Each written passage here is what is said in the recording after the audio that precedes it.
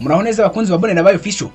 Umutoza wa Arsenal Mikel Arteta yatangaje ko ari ngombwa cyane ko abakinnyi bashya binjizwa mu kipe hakiri kare mu gihe cy'imitozo ya pre-season, gusa nyine yanze gutangaza niba Victor Gyökeres ari hafi gutangazwa nk'umukinnyi mushya w'ikipe. Aganira n'itangazamakuru muri Singapore, aho Arsenal mu rugendo rw'imyitozo itegura umwaka utaha, Arteta yavuze ko nyuma yo kubona Christian Mosquera atangiye gukorana n'abandi bakinnyi, ngo yifuza ko n'abandi bashya bashyirwa mu ikipe hakiri kare kugira ngo babe bumva neza imiterere n'imikinire y'ikipe. Abashijwe kubijyanye na Victor Gyökeres, Arteta yagize ati murabizi neza ko ntajya mvuga ku bakinnyi batari bacu, ariko ibiri bukurikira mu masaha ari imbere ndakeka ko ikipe izabitangaza ava ku mugaragaro. Gusa nk'uko byatangajwe na The Sun na Fabrizio Romano, Arsenal ngo yemeye kwishyura miliyoni 54 z'amapaundi, hakaziyongeraho miliyoni 8,600 by'amapaundi y'inyongera, bityo ngo deal yose igahita ihagarara agaciro ka miliyoni 33 z'amapaundi.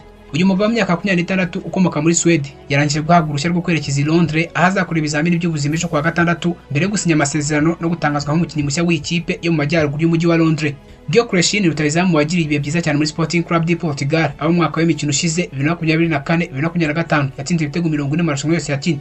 Niwe waturanyijwe nka target ya mbere Arsenal muri iyi mpeshyi. Gabriel Jesus azaza asimburana n'uyu mukinnyi kugira ngo Arsenal nyine yunguke imbaraga nshya mu busatirizi bwayo, cyane ko nyine yitegura gukina English Premier League, Champions League n'andi marushanwa akomeye. Victor Gyökeres ategetswe mu bitaro bya Arsenal mu mpera z'iki cyumweru ejo kuwa gatandatu, azakorera isuzuma ry'ubuzima nyuma agasinyira Arsenal amasezerano y'imyaka 5. Biteganyijwe ko azaterekeza muri Singapore gukomeza imyitozo ya Arsenal tegura umwaka utaha w'imikino, aho nyine agomba guhura n'abandi bakinnyi bashya barimo Mosquera.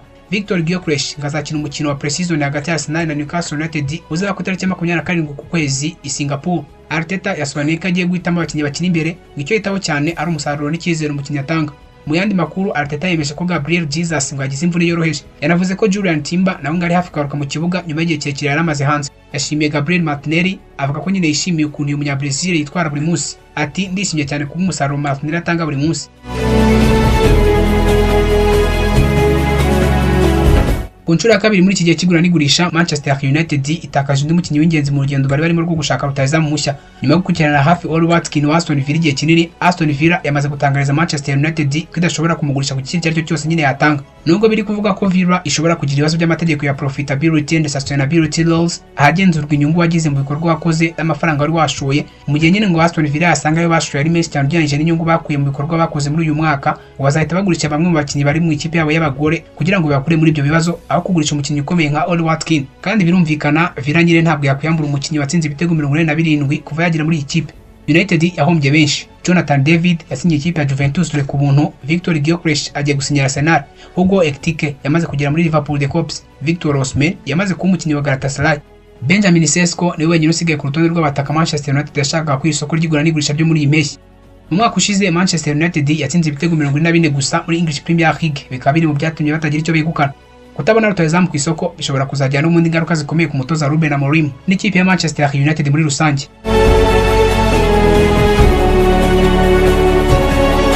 Amakuru mashya yizewe yatangajwe n'umunyamakuru Ryan Taylor aravuga ko abantu bahagarariye Xavi Simons ngo bamaze kugera mu mwiherero wa Leipzig, aho ikipe irimo gukora imyitozo kugira ngo bashyire igitutu kuri iyi kipe kugira ngo yemere kurekura Xavi Simons yerekeze mu kipe ya Chelsea da Blues. Simons w'imyaka 22 ukina hagati mu kibuga ariko akanakina ku mpande, ni umwe mu bakinnyi Chelsea da Blues yihaye nk'intego muri transfer y'uyu mwaka, ndetse amakuru avuga ko iyi kipe yifashishije umujyanama we Albarata basanzwe bafitanye umubano ukomeye ngo babashe kumwibikaho. Mu gihe Bayern Munich na Arsenal nabo bashyize Simons ku rutonde rwabo rw'abakinnyi b'ingenzi bagomba kwibikaho, Chelsea da Blues ngo yo yamaze kwizera ko iri neza mu murongo wo kwibikaho n'umusore nyuma yo kumwereka neza umushinga iri kubaka, harimo umwanya uhagije wo kumukinisha ikipe igizwe n'abato n'icyizere cyo gukina UEFA Champions League kenshi gashoboka. Simons wavuye mu kipe ya Paris Saint-Germain agasubira mu Budage mu kipe ya Leipzig ku ntizanyo, nawe yagaragaje ko ashaka gukomereza urugendo rwe rw'umupira w'amaguru mu kipe ya Chelsea da Blues. Yatsinze ibitego 10 anatanga assist 10 mu mwaka washize, bimugira umwe mu bakinnyi b'ingenzi ba Leipzig.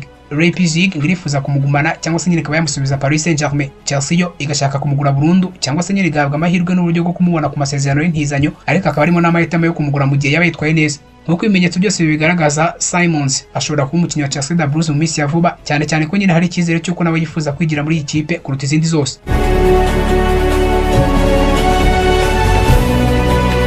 Ikipe ya Manchester City yamaze kumvikana n'ikipe ya Burnley ku gusinyisha James Trafford, umunyezamu w'umwongereza w'imyaka 21 wigeze kuyikina n'ubundi mbere yo kwerekeza mu kipe ya Burnley mu mwaka wa 2023.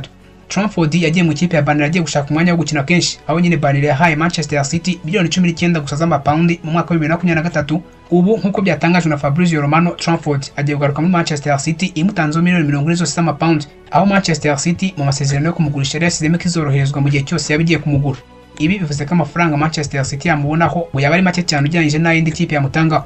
Iyi transfer igiye kuba mu gihe Derson Moraes umuzamu wa mbere wa Manchester City amaze iminsi avugwa ko agiye kwerekeza muri Galatasaray yo muri Turukiya. Ku rundi ruhande na Stefan Ortega wabaye umusimbura wa Derson mu mikino myinshi y'umwaka ushize nawe ngashobora kuva mu ikipe ya Manchester City. Ibintu bihita bisiga icyuho gikomeye mu izamu rya Manchester City. Kugarura Trafford burya ngo biri mu mushinga wa Pep Guardiola wo kongera kugira umuzamu udasanzwe kandi udahenze bitewe n'uko Derson Moraes umuzamu w'umunyabrazil amaze igihe avuga ko ashaka kuva muri iyi kipe, naho Ortega nawe akavuga ko ashaka gukina nk'umuzamu wa mbere mu ikipe ya Manchester City mu gihe Pep Guardiola abona ko agomba kuba umusimbura.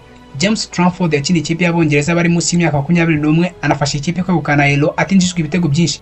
Ni umuzamu uzwiho gukinana neza na ba myugariro no gufata ibyemezo byihuse. Mu gihe Derson na Ortega bagenda, Trafford ashobora kuba umuzamu wa mbere cyangwa se wa kabiri mu ikipe ya Manchester City.